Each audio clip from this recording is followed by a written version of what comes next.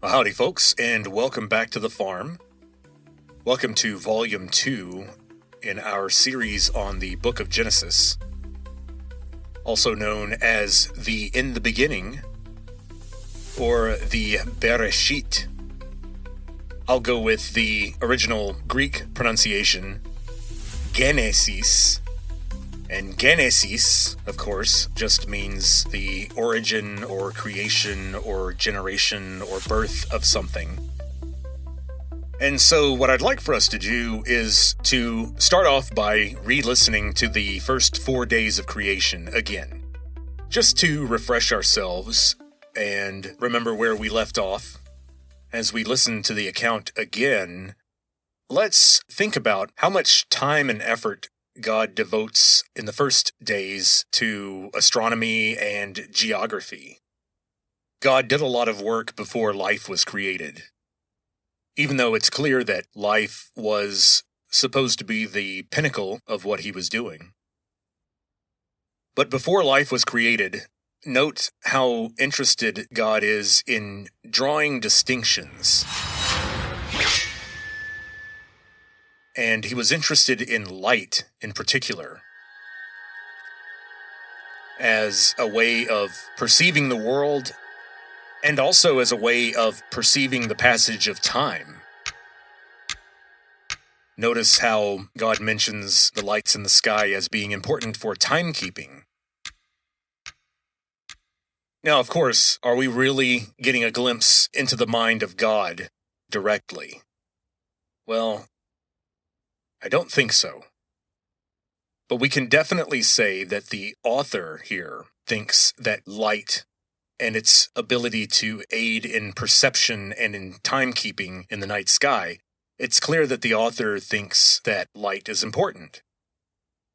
And it's also clear that he's not talking about plain old electromagnetism, which is how we think of light. We think of light as, well, the more scientifically minded people among us will see light as an excitation in the electromagnetic field, which is a quantum field that permeates the universe. And it's the same field that magnets use to do their thing, and it's related to electricity. That's why it's so easy to convert electricity into light, whether in the crude old-fashioned way, indirectly by heating up a piece of metal in a vacuum. For example, tungsten inside a light bulb. Of course, we're fancy now.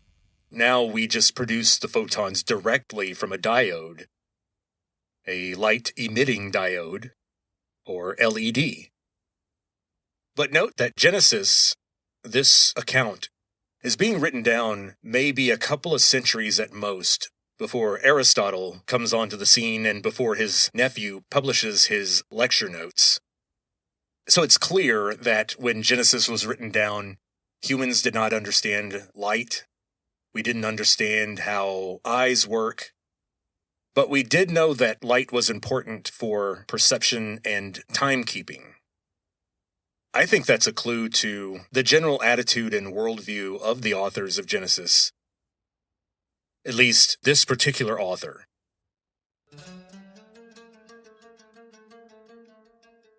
The priestly source. The author that refers to God as Elohim, which is plural, by the way. Technically, that's Hebrew for gods, with an S. But it's seen as just being respectful toward one particular god. Think of the royal we. Later on in this episode, when we hear God create humans, we'll hear him say, "Let us create man in our own image." This author, who refers to God in the plural, was from a noble class and would have been someone born into power.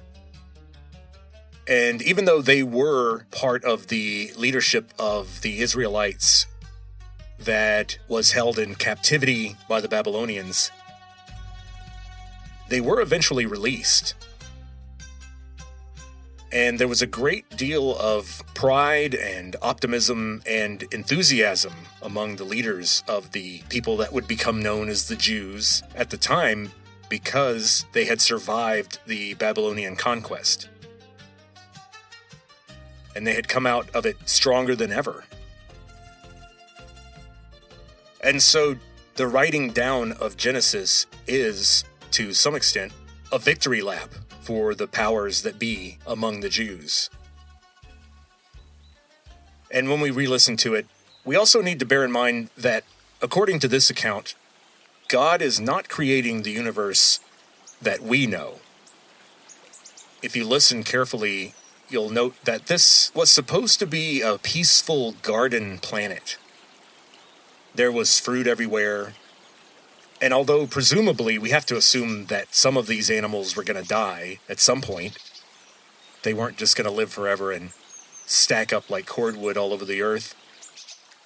There's still a sense that there's no pain or predation or killing or suffering. It's very much an idealized world. Which, by the way, is precisely what you would expect from someone from an upper-class point of view.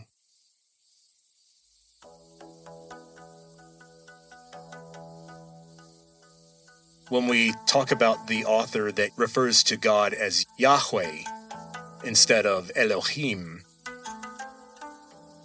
we have a different tone. And, by the way, the Yahwist is the author that wrote the account of Adam and Eve. And one thing you'll note, as we covered the priestly sources' account of the first 7 days of creation, where God is referred to as God, as Elohim, one thing we'll note is that there is no Adam and Eve. There's no Eden.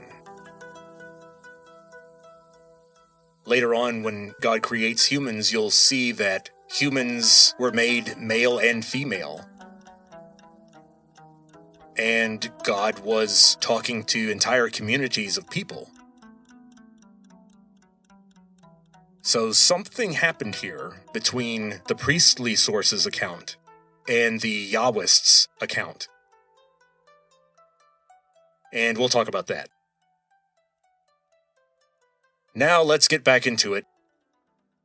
Let's listen to the first 4 days just to get a sense of where we are. Then we'll talk a little bit more, and we'll go into the perhaps darker and more regrettable part of the story. And that's where God creates humans. That's the part where things kind of go off the rails. And so, before we get to God creating man, let's re-listen to these first 4 days of creation. Let's see if we can hear anything new. In the beginning, God created heaven and earth.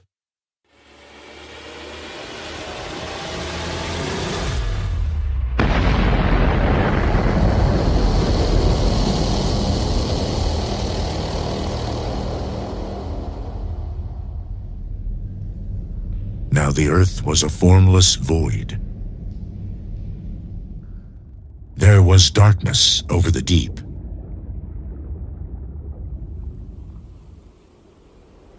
With a divine wind sweeping over the waters, God said, "Let there be light."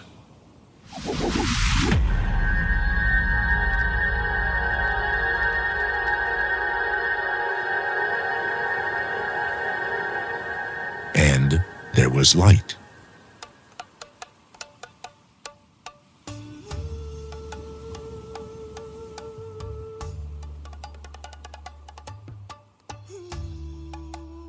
God saw that light was good, and God divided light from the darkness. God called the light day, and the darkness he called night.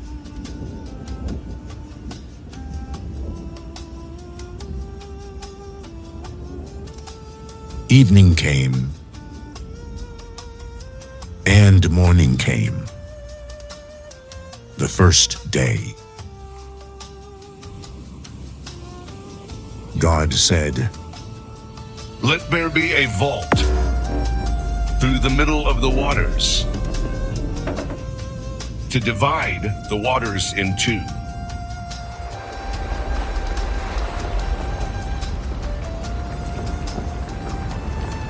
And so it was. God made the vault, and it divided the waters under the vault from the waters above the vault. God called the vault heaven.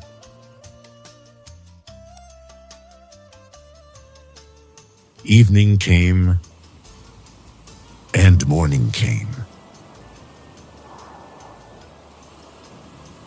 the second day.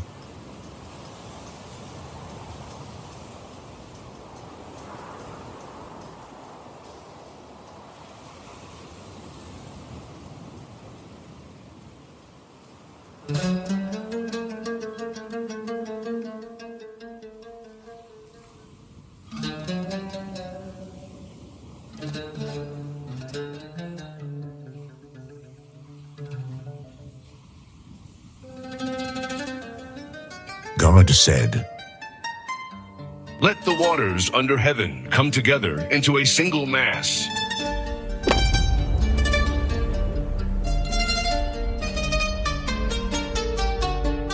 And let dry land appear.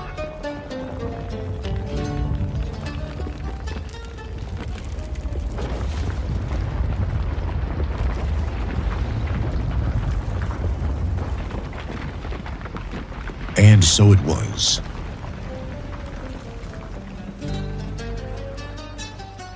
God called the dry land earth, and the mass of the waters seas. And God saw that it was good.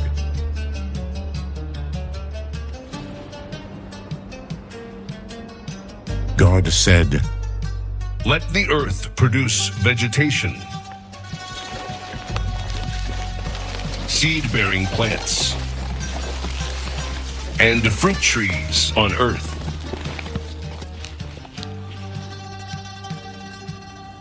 Bearing fruit with their seed inside,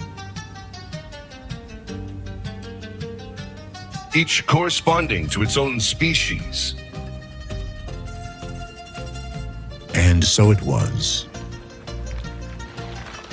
The earth produced vegetation, the various kinds of seed-bearing plants, and the fruit trees with seed inside,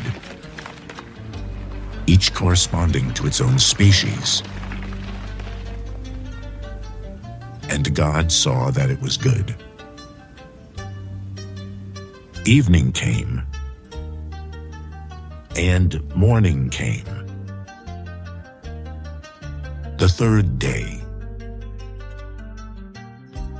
God said, Let there be lights in the vault of heaven to divide day from night, and let them indicate festivals, days, and years. Let them be lights in the vault of heaven to shine on the earth. And so it was. God made the two great lights, the greater light to govern the day, and the smaller light to govern the night, and the stars. God set them in the vault of heaven to shine on the earth, to govern the day and the night, and to divide light from darkness. God saw that it was good. Evening came, and morning came, the fourth day.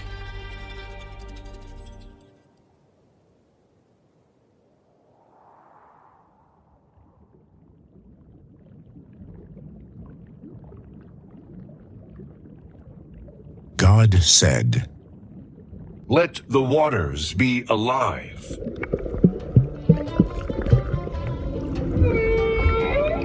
with a swarm of living creatures,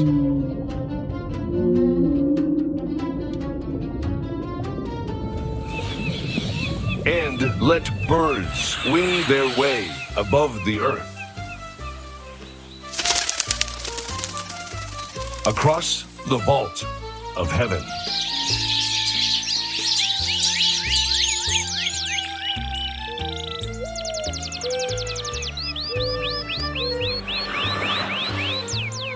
And so it was. God created great sea monsters,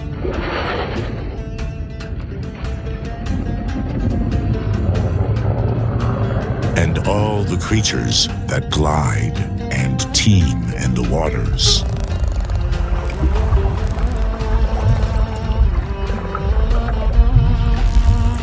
In their own species.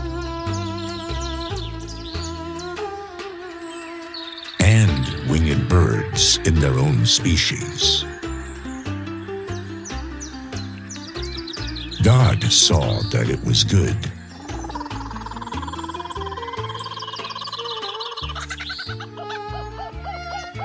God blessed them, saying, "Be fruitful, multiply, and fill the waters of the seas, and let the birds multiply on land."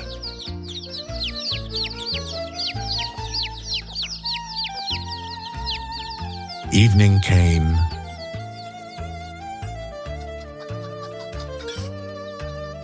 and morning came,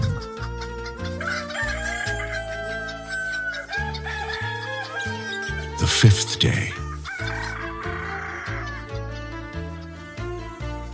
God said, "Let the earth produce every kind of living creature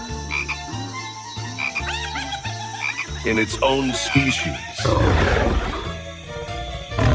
cattle, creeping things, and wild animals of all kinds."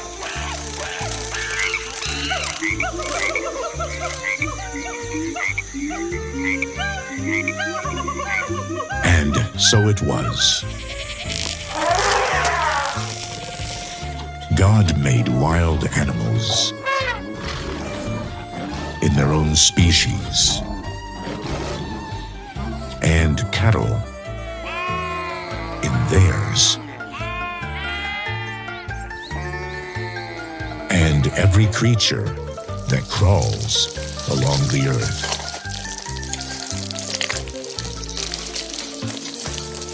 In its own species.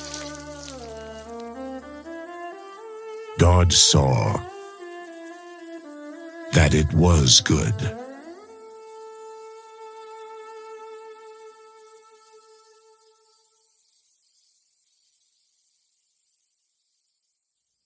There is one phrase in the previous clip that I think was interesting, and it brings up this idea of evolution versus creation. And that is the part where God says, "Let the earth produce every living creature." And God is clearly talking about the animals that preceded the creation of humans. And it sounds a little bit like evolution. God didn't come to earth and shape each animal out of clay. God seems to have taken a more hands-on approach in the creation of humans, as we'll see, than he did with other animals. And so this "let the earth produce every living creature" jumped out at me because it seems a little bit more indirect. The other thing I notice in this world before humans was there is not much of a focus on agriculture or hunting. It's almost like the earth was supposed to be a kind of gigantic garden. And obviously, once humans are created, in day 6, you'll see that there is an indication that there will be hunting and predation, especially of humans hunting birds or fishing. But it appears that God didn't intend for famines or over-farming. The plan was that people were going to have what they needed. Once again, this may point to the character of the author and the culture that the author comes from, rather than the character of the actual creator of the universe. There is a moral quality to this universe, and the story is already laying the groundwork to sort of trap us, to pull the rug from under our feet. Because Genesis, as I said before, is going to lay the blame for our miserable world directly at the feet of humans. Genesis is going to show us this beautiful world that could have been, and then it's going to show how humans are going to cause God to eventually regret creating humans, which I think is fascinating. You have an all-knowing being that presumably has a pretty good idea about the future, but God is committed to running this, I guess, free will experiment. This idea that we'll bring a little bit of the divine, a little bit of the immaterial into the material with these little ape things, and they'll get real smart and they'll start hunting and building houses and it'll be kind of cool. Well, I'm the first to say I think that the whole free will experiment is a mistake, and that maybe there's a certain level of moral clarity and intellectual capability that you have to reach in order to achieve self-awareness. Because right now the world is covered in people with self-awareness, meaning they are aware of their own pleasures and pains and desires and hatreds, but they don't see where they've gone off track. So Genesis is not talking about physics. It's not even really talking about history. It's talking about human choices. It's talking about how we see ourselves in the universe and who we think we are. I think it's fascinating that Genesis was clearly written by people who, for whatever reason you might suspect, and there are all kinds of legitimate moral reasons why someone would think this, but the authors were convinced, like many people are now, that something was off with the universe. We can tell that they didn't like the world they saw around them, with all the poverty and the pain and the misery and the oppression and the predation and the violence, because they're kind of writing a whole big book to explain why the world isn't good. How on earth is it that the world is ruled by this moral perfect being and was created by it, and this being also delegates authority to humans on earth, like everyone's local landlord/warlord in antiquity, and somehow that system doesn't work. Somehow people are still miserable. So what do? Well, Genesis does a pretty good job of, as I said, placing the blame at our feet. Well, speaking of missteps, we're right about there. God has made the heavens, and now the earth is full of life. And so now we're at the moment of truth. God has made the heavens. He's created the vault, thus indicating that this story is from before the Bronze Age collapse. And now the earth is full of life. What next? One thing that seems to be missing, apparently, is the mark of God himself on life on earth. In other words, none of the creatures on earth at this moment carries a reflection or an indication of God himself. There's no designer label. There's no manufacturer's serial number that says, made by God, or that says, this is the result of an immaterial being tinkering with the material world. Well, what is that phrase, in the image of God, or in the likeness of God? The actual Hebrew word does refer to what things look like. It refers to the form. So that means there's some way in which humans are like God, and it's a way in which other living things are not like God. And ancient people could also see how similar humans are to other animals in terms of our physical structure. So I think it's safe to suppose that this particular indication of God, this likeness, this mark that makes us in God's image, is behavioral in nature and not structural or physical. This thing about being in the image of God appears to be related to how we think and what we do. Humans don't just go around eating fruit and flying around or swimming and making noise. We make plans. We grow communities. We thrive. We build stuff. We develop new technologies. And when we listen to the last 2 days of creation, note God's commands to humans, what he wants us to do.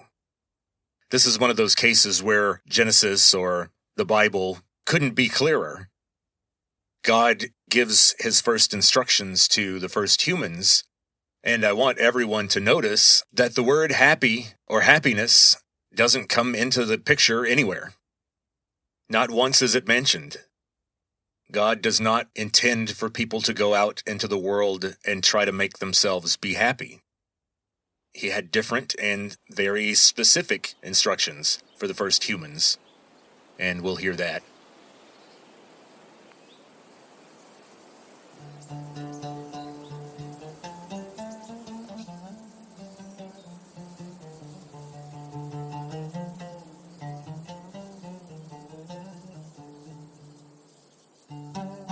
God said, Let us make man in our own image,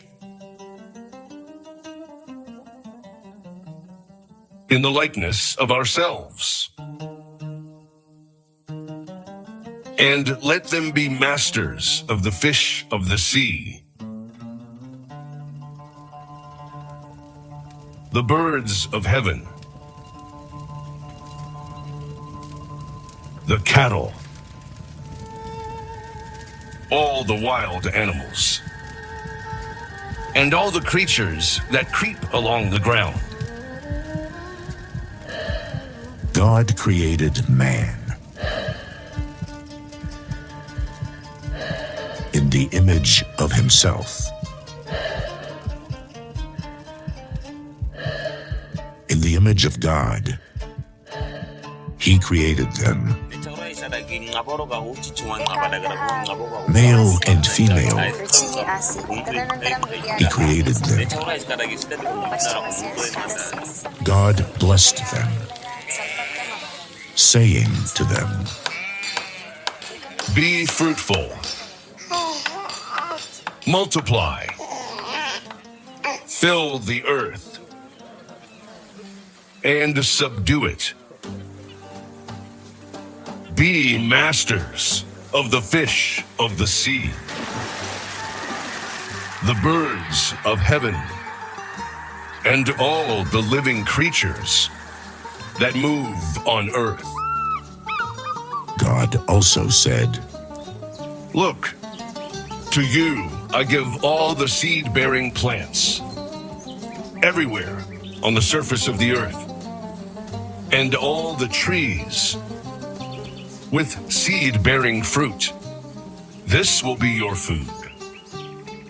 And to all the wild animals, all the birds of heaven, and all the living creatures that creep along the ground, I give all the foliage of the plants as their food.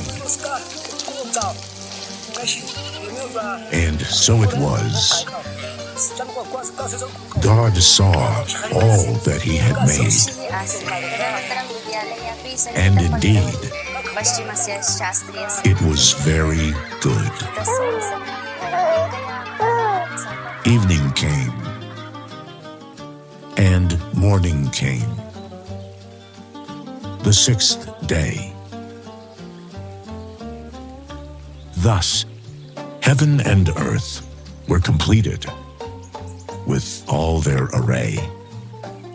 On the seventh day, God had completed the work he had been doing.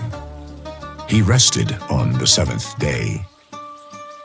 After all the work he had been doing, God blessed the seventh day and made it holy, because on that day he rested after all his work of creating. Such was the story of heaven and earth as they were created.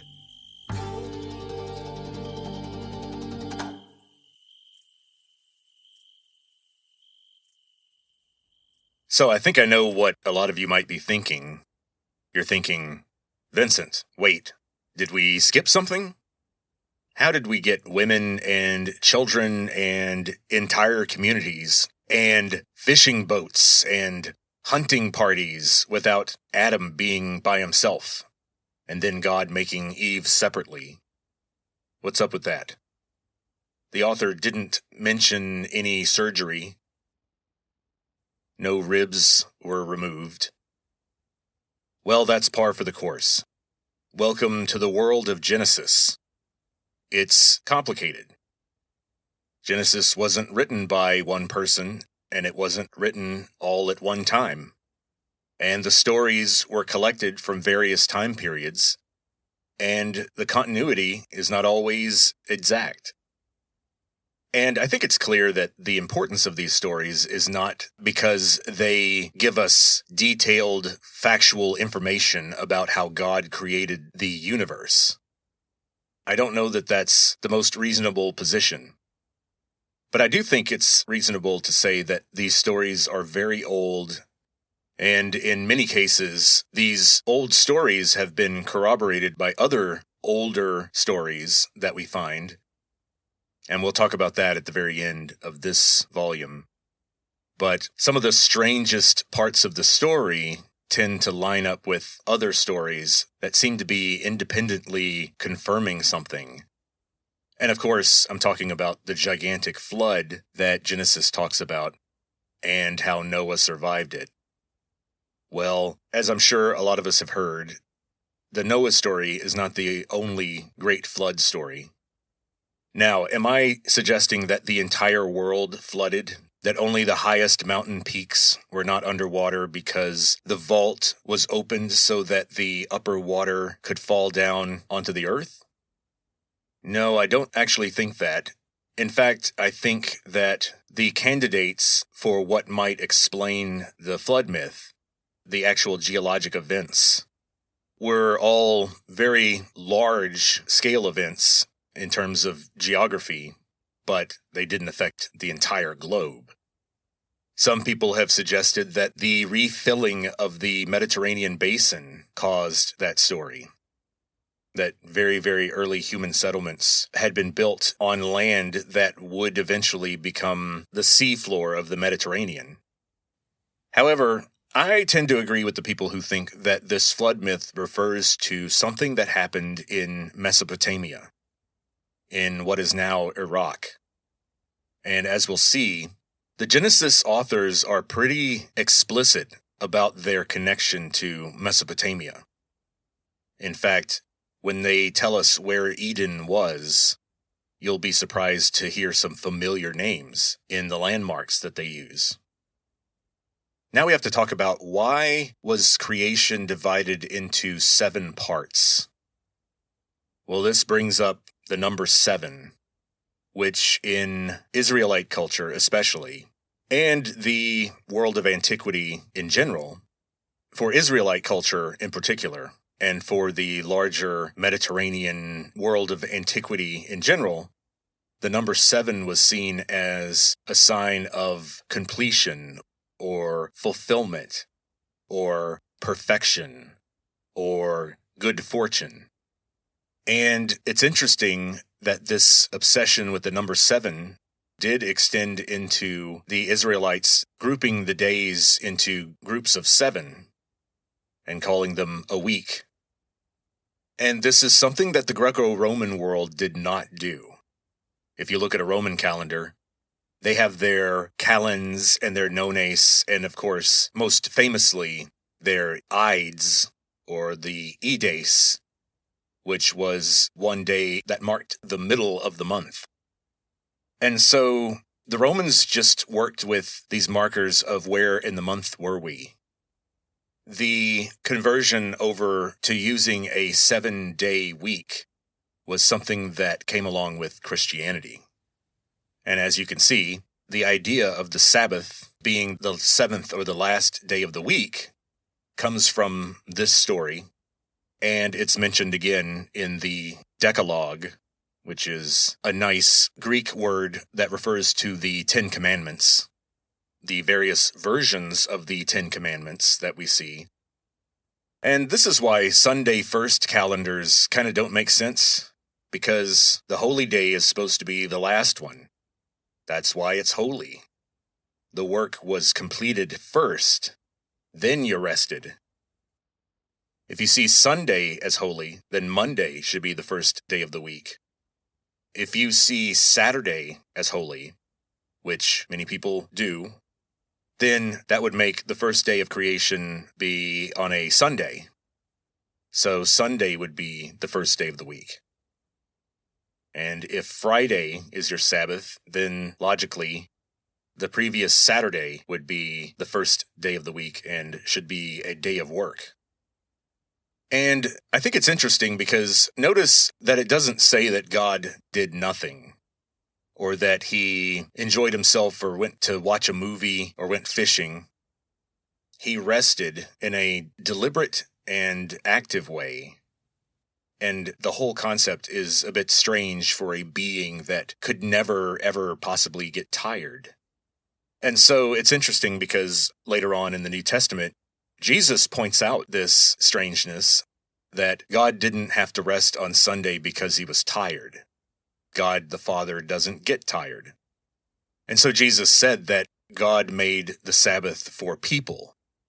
The idea was to build into the structure of people's lives and their concept of the universe, this idea that you do your work and then there is a moment of peace and restoration before you start your work again. And they took that very seriously, as a lot of us know. There were rules, for example, that you couldn't harvest grain on the Sabbath. And while Jesus and his disciples were walking through a wheat field one day on the Sabbath, they happened to pluck a few ears of grain to eat along their way, and they were accused of harvesting. And that's where Jesus had to explain to people that the Sabbath was designed to help humans in their daily lives, to help give them structure and provide a day of rest for people. And so obviously I am suggesting that these 7 days do not map onto any kind of scientific investigation into the origin of the visible universe. I think that the connection is symbolic, cultural, psychological, and is still important, but I don't think there's much use in trying to match the Hebrew word for day, yom, Y-O-M, to some period of time much longer than a day. For example, some people have tried to work out and say, well, okay, day 1 was the Big Bang, and that's the origin of light. And then they try to count and say, well, okay, if humans were created on day 6, whatever the Hebrew word yom means, it's 6 of those time periods after the Big Bang would equal about 100,000 years ago, or whatever date you're using for the origin of quote-unquote modern humans. It's kind of fuzzy and kind of messy.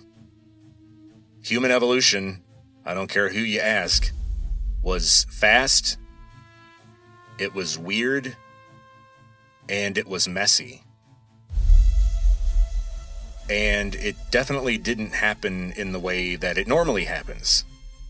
But I don't think that this story is trying to explain our history in some way so that future geologists will be convinced to convert to Christianity because the days described in Genesis 1 were so precisely defined and match so perfectly to the geological eras of the history of the universe.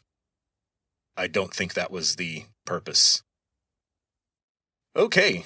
Well, that concludes the Genesis account of the 7 days of creation. That's how the in the beginning begins. That's the first part of Genesis. In the next volume, we'll see that a strange thing happens next. We suddenly switch to the Yahwist author. And not only does the tone shift, but we also see some continuity problems arise. The order of the creation events is a little bit off. In our next volume on Genesis, we'll start with the story of God creating Adam alone out of clay, and then placing him in the Garden of Eden, where, it turns out, not all the fruit is okay to eat. Another continuity issue. So, if one author is talking about Elohim, another author uses Adonai, which is like Lord or Master. And we have the next author who's going to be using the word Yahweh, or the name Yahweh. Are these guys talking about the same deity? Did one of them win? Well, I think the reason why Yahweh fell out of use is because of the later prohibition against using that name in vain. And a lot of people, in order to avoid possible controversies about what constituted in vain, they simply just stopped saying it.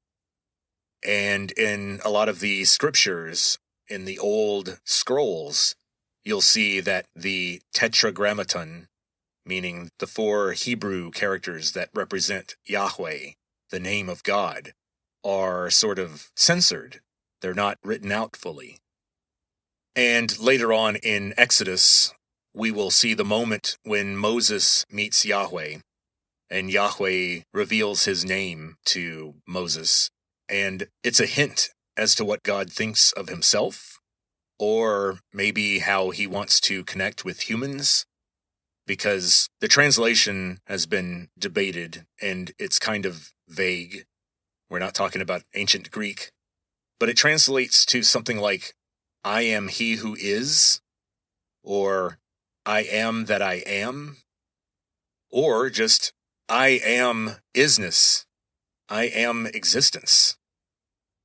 I can see how an immaterial being might have a problem describing its relationship to a Bronze Age human. Well, let's zoom forward a little bit to the Iron Age, to the end of the classical period in the 1st century AD. We know with a fair amount of certainty what word Jesus used to refer to God. It appears that Jesus never used the word Yahweh.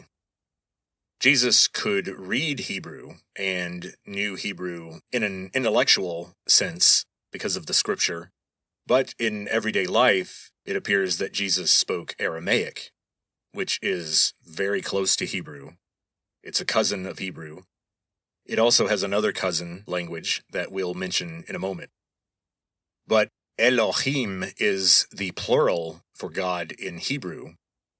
Jesus uses a singular word, and the singular Aramaic word for God is Eli, Eli, E-L-I. And the whole time I was watching Passion of the Christ, I was waiting for the moment where Jesus says the famous quote, and scholars believe that it is a reliable, direct quote because the authors of the Gospels didn't translate it into Greek.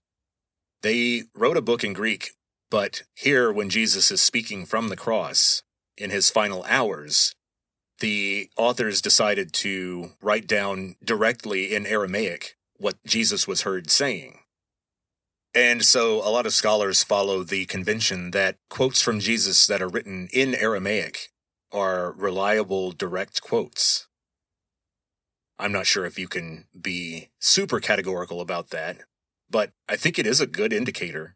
The people who wrote this material down clearly thought that this was a very important thing to get right, and they didn't even want to translate it. And so what did Jesus say? He said, Eli, Eli, lama sabachthani. Eli, Eli, lama sabachthani. And that is Aramaic for God, God, why did you forsake me? Or, oh God, why did you abandon me? I think it's a terrible thing to contemplate that actually happened. And we have this little scrap of a record of this terrible thing that happened to somebody. Now, Ali has a cousin word, i.e. a cognate word, in Arabic. And the Arabic version of Ali is Allah. So if Jesus were speaking Arabic, he would have said, Allah, Allah, why did you abandon me? The connection between Jesus and Islam, I think, is very fascinating, because I don't think most Christians know that Jesus is considered a major prophet and second in position only to Muhammad, peace be upon him, in Islam. And that while Muhammad was the final prophet, Jesus was God's prophet of mercy. In Islam, there is a tradition of viewing the prophets as each having sort of a sphere or a goal or a purpose, almost like saints in Catholicism. And so Jesus was the prophet of God's love and mercy and forgiveness. But it's important to note that to suggest that the Trinity is true or that Jesus was the Son of God in any kind of true genetic connective way, then that's haram. That's forbidden. In Islam, the idea that Allah would cause a woman to become pregnant with a being that had some sort of extra connection with God, God's direct offspring and not a creation, that would be forbidden in Islam. In Islam, we are creations. We are clay. We are slaves to Allah. There is no such thing as a being who walked the earth who was in some way Allah's son. That would be bizarre in Islamic theology. So Jesus is definitely discussed in Islam, but the idea of the virgin birth or the resurrection is discarded entirely. So in the year 2025, are these stories still important? Do they matter? I think our world has polarized into a very small group of people who think that these stories are literally and factually true and were directed to be written down by God, and that we can read between the lines and squeeze them for all the goodness and wisdom that we will surely find among these ancient lines of text. And then you have people who think that they are utterly worthless, that they're just the prattling on of ancient people. It's just an old voice of ignorance. Well, I think the best course, the wise approach, is somewhere in between. Because even traditional Orthodox Christians will tell you that God did not write Genesis. These are not literally the words of God as though they were magically inscribed onto stone tablets, like in the Exodus story. And speaking of Exodus, there was an ancient tradition that Moses wrote the first 5 books of the Bible, including Genesis. But there's a problem there because Moses lived around 1200 BC, and Genesis was not written down until after about 500 BC. So there's a 700-year gap there. And then add to that the complication that these stories clearly predate Moses. This 7 days of creation account that we've been listening to appears to have come from well before Moses, well before 1200 BC. And we know that because of a little conspicuous clue that marked this story as being very, very old, older than the time it was written down in. And it has to do with that term, the vault. Let there be a vault. This whole idea of the vault is part of the flat earth cosmology that I talked about earlier. And this clearly marks it as coming from the culture that existed around 6000 BC in Mesopotamia. And what do you know? That is where the Garden of Eden supposedly was. We're going to do a series on the Epic of Gilgamesh, which is a Sumerian story that dates back thousands of years before Moses and long before Genesis. But it still corroborates the stories that we find in Genesis. And it corroborates the weird ones, like the flood myth. For example, the Epic of Gilgamesh also has a man who receives instructions from the gods on how to build a craft to survive a major flood that's going to be sent to reset civilization. So it's clear something is going on here. These stories originated for a reason. And taken together, they constitute the oldest human voices that we have. They are the best indicator of what our distant ancestors thought and how they felt about the universe and what they experienced. So I think that's why it's important. Genesis is important because it's, as it says, an account of the beginning of things. And I think that's actually important, strangely enough, in our period in history, because we're going to be going through some unprecedented endings of things. And I think in times like this, when we're crashing into what's been called the technological singularity, and as AI and long-term weaknesses in our economic system take their toll and create cultural and political havoc and economic devastation in the 2030s, in times like that, it's more important than ever to consider the past, to think about where we came from, to think about what we've been through before. And so, until next time, as you watch the news unfold, as capitalism permanently changes into something else, and as AI and sudden depopulation changes our society in dramatic and unexpected ways over the next 5 years, we'll have to bear in mind that our ancestors were right about some things. We have to bear in mind that they lived very hard lives that were more in tune with human nature and more in tune with bloody Mother Nature herself. And they might have some bits of insight to offer, especially about the deepest parts of the human heart and the most troubling aspects of this free will experiment that God appears to be running. And so maybe in this troubled future, we might find some assistance, or at least solace, in the scraps of insights that we can scrape up from 6,000 years ago. It's a voice from another time that might help us in ours. And so, until next time, talk to you later.